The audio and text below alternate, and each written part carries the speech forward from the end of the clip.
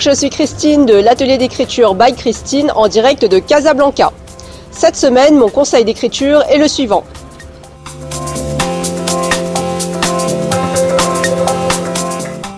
Lorsqu'on écrit un roman, on a souvent le déroulement de l'histoire dans sa tête, l'enchaînement logique des événements.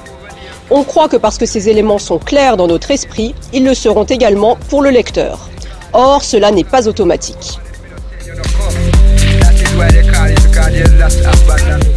Lorsque vous construisez votre histoire, prenez le temps de réfléchir à la chronologie.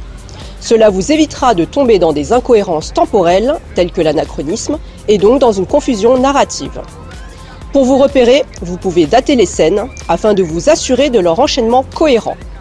Vous serez sûrement amené à déplacer certaines scènes pour respecter l'ordre logique.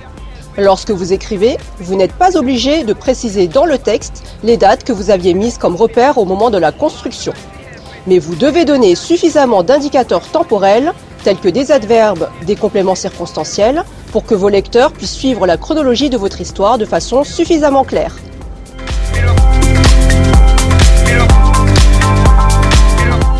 La justesse de votre concordance des temps est également un bon indicateur temporel pour votre histoire. En effet, si votre récit est au passé, l'emploi du plus que parfait indiquera automatiquement que l'action dont il est question est antérieure au temps de la narration.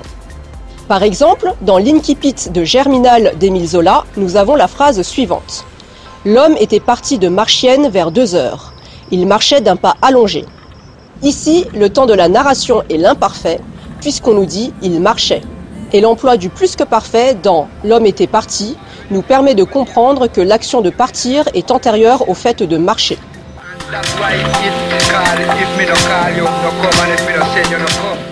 Souvent, quand on débute dans l'écriture, on a tendance à avoir recours au flashback, c'est-à-dire une projection dans le passé. Cet outil est bien utile pour révéler des informations sur les personnages et expliquer comment on en est arrivé à la situation présente. On croit à tort que le flashback ajoute de l'originalité et qu'il est le bienvenu. En fait, le flashback doit être manié avec précaution et parcimonie. Utilisez le flashback seulement s'il est indispensable au récit et que vous n'avez pas d'autre moyen efficace de révéler une information importante. Mais n'en abusez pas, car trop de flashbacks nuisent au récit principal. À force de faire des allers-retours, vous risquez de perdre vos lecteurs qui ne sauront plus quelle histoire vous voulez leur raconter, celle du passé ou celle du temps de la narration.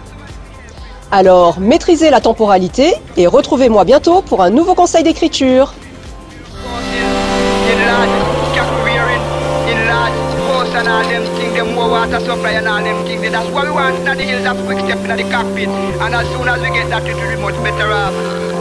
And I'm asking the citizens of the cockpit, look behind if we don't call you.